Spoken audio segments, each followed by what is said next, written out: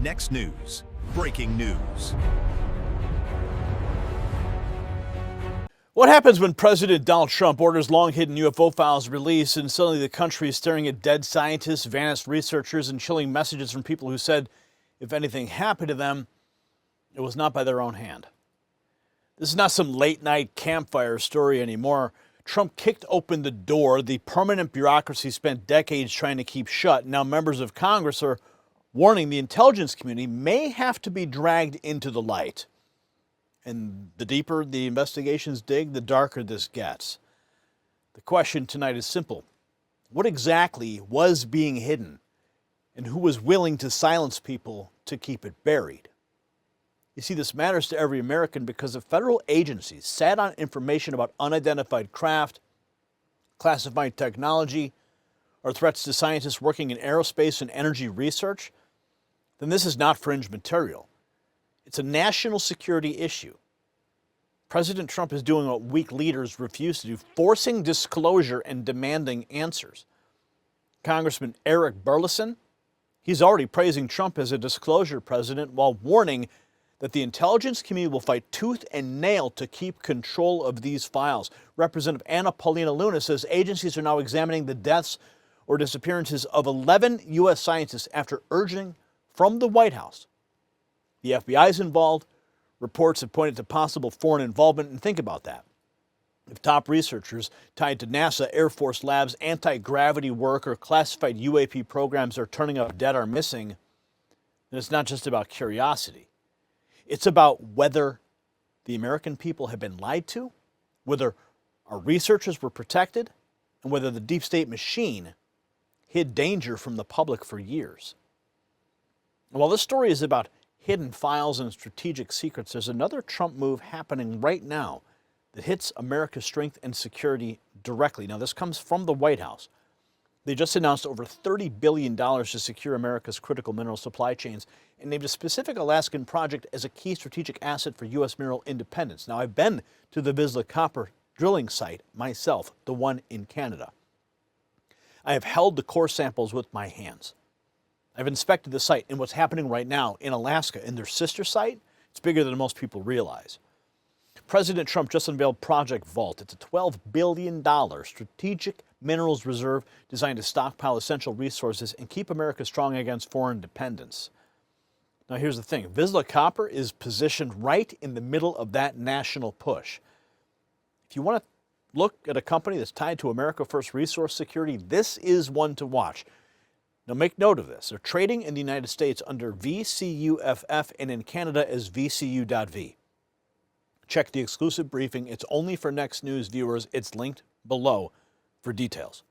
We thank them for supporting this program. Now back to the disclosure fight, because the pattern that is emerging is exactly why so many Americans no longer trust the gatekeepers. Now here's the twist.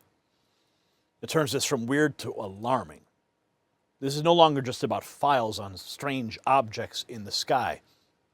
It's about people on the ground, aerospace researchers, disclosure figures who reportedly feared for their lives before turning up dead or disappearing. Amy Eskridge, an Alabama researcher studying anti-gravity technology, reportedly sent messages saying if reports claim that she did something to herself, that they were false. Then there's David Wilcock, whose old post saying, "I plan on living," is now exploding across social media today after reports of his death.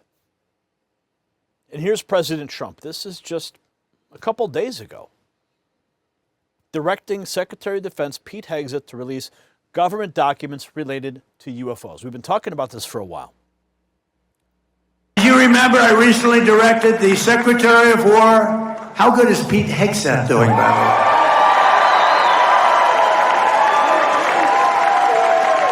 To begin releasing government files relating to UFOs and unexplained aerial phenomena.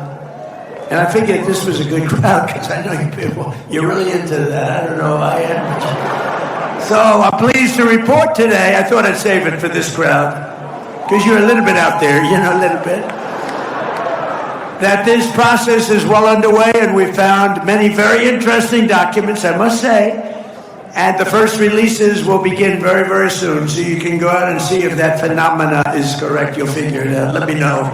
Let me know. Coming very soon. Trump says the files are coming soon. Now Congressman Eric Burlison is laying out the real fight ahead, including alleged craft so massive it was hidden under a building. Congressman Burlison raises the stakes ahead of potential UFO file disclosures tied to President Trump. Here he is, talking about it on Fox News.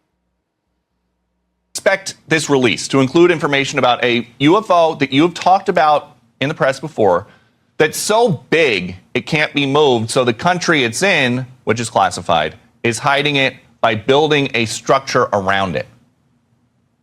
I certainly hope it does include that. Look, President Trump should be applauded. He is the disclosure president. He's done an amazing job of disclosing some of our nation's secrets that they've held on to for decades. But from my experience, we're going to have to wrestle the intelligence community to the ground in order to get this information out of their hands, because they really do everything they can to try to block us in our efforts. I sent a letter that was co-led by Representative Luna, Burchett, and many Democrats even, that was requesting these exact same video files. And then 1 month later, Representative Luna decided to go public with that same request. I'm glad that she did, because at the end of the day, we've played nice, but at some point you have to stop playing nice. You have to be direct. And so I'm glad that the president has taken action. Hopefully he will follow up with an executive order. That's where we will really have some teeth into this, and that will send a message and give the strength to Tulsi Gabbard and her team to actually get these files wrestled away from intelligence. There's just one piece of this big puzzle. It won't come easy because the intel agencies have to be dragged into the light. Congressman says UFO scientist mysteriously found dead was hit with a directed energy weapon by the deep state. Eskridge was a 34-year-old aerospace researcher. She did something to herself in 2022 after being deeply involved in developing anti-gravity technology work she publicly said led to threats and sabotage against her. And here is that same congressman talking with Benny Johnson. There's some pattern recognition issues that are going on here with the missing scientists, and it's something that has captured the attention of the country. The president's talked about it, but you've gone a step further, and you have made the charges that some of the scientists are being taken out by space-aged weapons, potentially directed energy weapons, and that they're victims of a larger plot to silence the American people. The floor is yours. Could you just expound on your thoughts on Amy Eskridge and others? Yeah. So I'm not certain about the others, but I know that Amy Eskridge was clearly distraught. She was telegraphing to friends and family that she was being harassed. She engaged the services of a former British intelligence officer who was investigating the harassment or the strange things that were happening to her. They were able to determine that she was the victim of what others call the Havana syndrome, which we now know is the result of a directed energy type weapon using microwave energy. This is well documented. I think 60 Minutes was one of the first to document what was going on to her. Multiple people in our intelligence community. So I personally know several others who are still dealing with the unfortunate lasting effects of Havana syndrome. So that's not a controversial or speculative or wild idea. It's certainly been documented, well documented. But I'm not certain if the other scientists experienced Havana syndrome, but Amy, it was. I think that they had significant evidence that she was a victim of that. Havana syndrome, remember that? I remember, we reported on 60 Minutes.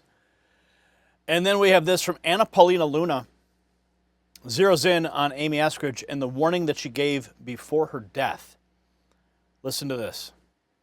The more we dig into this story, the more we find. After urging from the... This is a video that Anna Paulina Luna posted. White House, the FBI and other agencies are looking into the deaths or disappearances of these 11 U.S. scientists. One of them is Alabama-based scientist Amy Eskridge. She was openly studying anti-gravity technology when she died in 2022. Her death was deemed by a self-inflicted gunshot wound, but she warned friends ahead of time that her life could be in danger. She spoke daily with Frank Milburn, a former British intelligence officer, about the threats she was getting, and he believes she was murdered for her work. I don't believe that she killed herself. I just can't, because I spoke to her 4 hours before and she told me time and time again, I'm not going to commit suicide. I am not going to have an accident. If there's something suspicious about my death, it's because it is. Milburn shared this text message he received from Eskridge May 13th, less than a month before her death. It says, "OBTW, if you see any report that I killed myself, I most definitely did not. If you see any report that I myself, I most definitely did not. If you see any report that I killed anyone else, I most definitely did not." Those are some of the messages. Mainstream press putting that out. And then we have this also, 11th top secret scientist, dead or vanished, multiple from NASA, JPL, Air Force Research Lab, all working on highly classified projects. Trump and the FBI launched a full investigation suspecting foreign government involvement.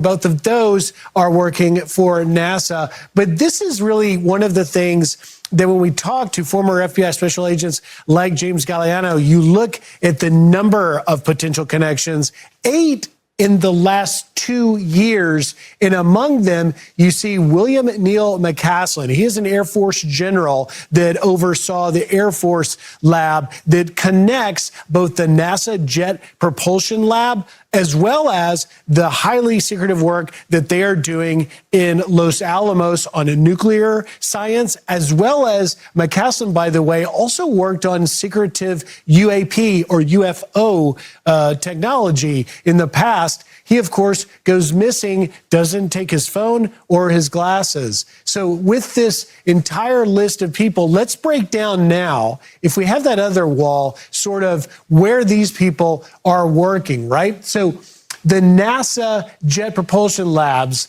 are, as we mentioned, Michael David Hicks, Griemeyer, Maywald, and Monica Reza. Monica Reza, by the way, just goes hiking and disappears, vanishes. She was working on very highly classified things. She reported to General McCaslin. McCaslin, who oversees the Air Force Space Labs, connects NASA ultimately over to Los Alamos. And so when you talk about the number of connections that may or may not exist, and that's why the FBI and other agencies are digging in now to find it, you wonder what was any potential motive if there was a connection to these missing and deceased persons. Was it a foreign government?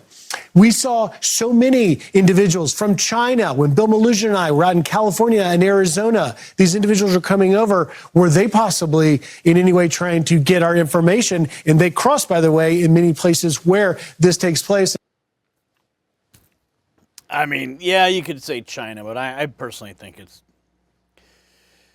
the interests that don't want this technology out. And then we have this from David Wilcock. This is the news today. A chilling reason. He said flat out he was not willing to do anything to himself. I plan on living. I'm not blank at all. Just concerned about what happens when you prove God is real. That post was made December 11th, 2022. And then his final podcast. You ready for this? This is his final podcast.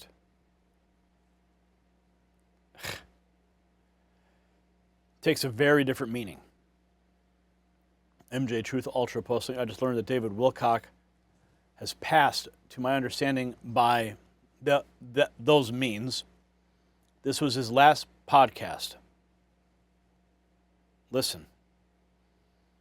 Every day that I have on Earth is a gift and a blessing, and I'm very grateful for that because, frankly, people are disappearing. Scientists are going missing. Now they're saying they're going to investigate this. The president himself is saying they're going to look into this and see if anything's going on. It's a little bit scary. I got to say, it's a little bit scary, but you guys knew that I might still show up even though it was last minute and I've had a really rough week.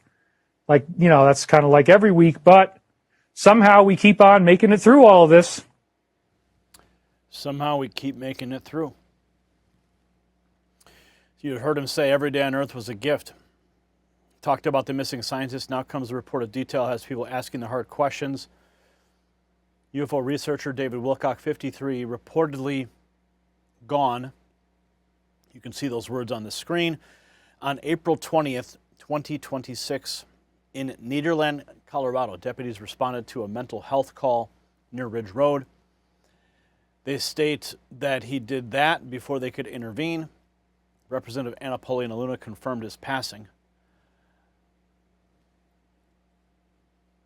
Daily Mail, going back to that moment, reports a U.S. scientist linked to UFO research sent a disturbing text.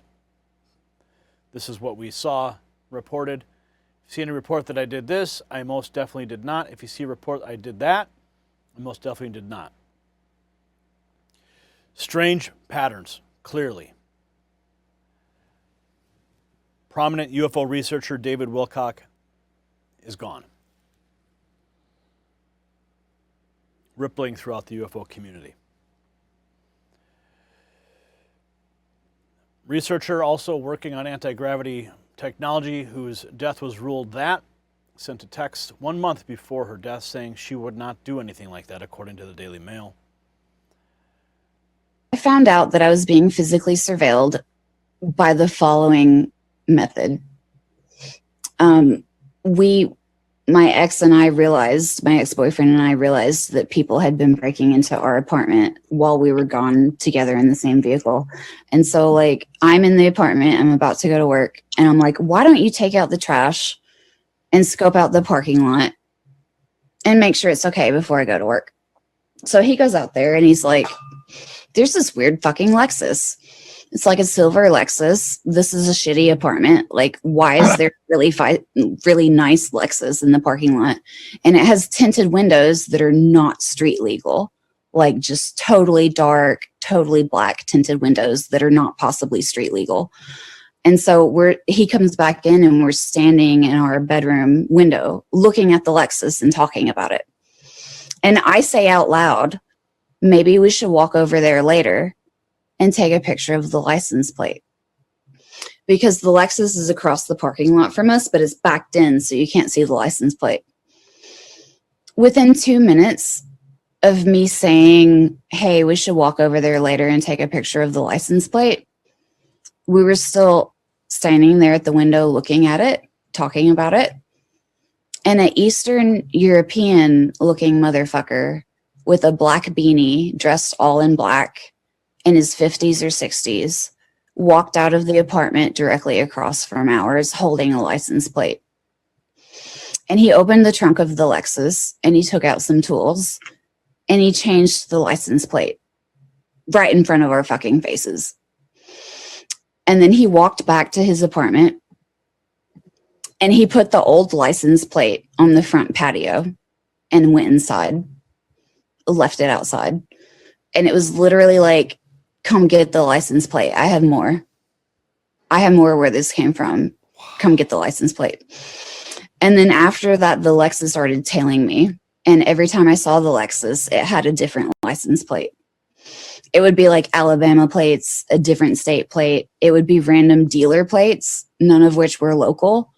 Just like cardboard temporary dealer plates, none of which were any local dealers. Every time I saw it, it was different plates. It would follow me to the gas station to go get beer. I would go get beer at the gas station and that Lexus follows me. And even my ex called an Uber once. He called an Uber.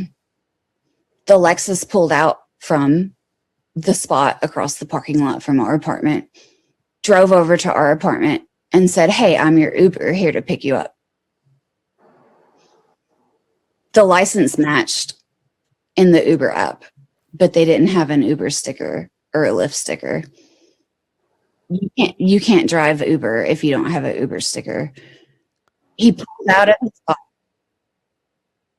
He pulled out of his spot across from our apartment where he lived and drove over there to pick him up and said, "Hey, I'm your Uber, here to pick you up." Oh my God. They changed the license plate right in front of our face. Like 60 seconds after I said, "Hey, we should go take a picture of that license plate." And they leave it on the patio, like, "Take it. We have more. Just take it." Like, I'm scared. I'm tired. I'm real tired. I need to disclose soon, man. I need to publish soon because it's like escalating. It's getting more and more aggressive. Like over the past, this has been going on for like, I don't know, 4 or 5 years. And over the past 12 months, it's been like escalating, like more aggressive, more invasive, digging through my underwear drawer and sexual threats over the past like 3 to 6 months. And now I'm like, fuck, I have to publish. Fuck, I have to publish because like, it's only going to get worse until I publish. There's no way out of this. There's no way out of this fucked up situation until I publish. Now, Amy Eskridge was found in Huntsville, Alabama.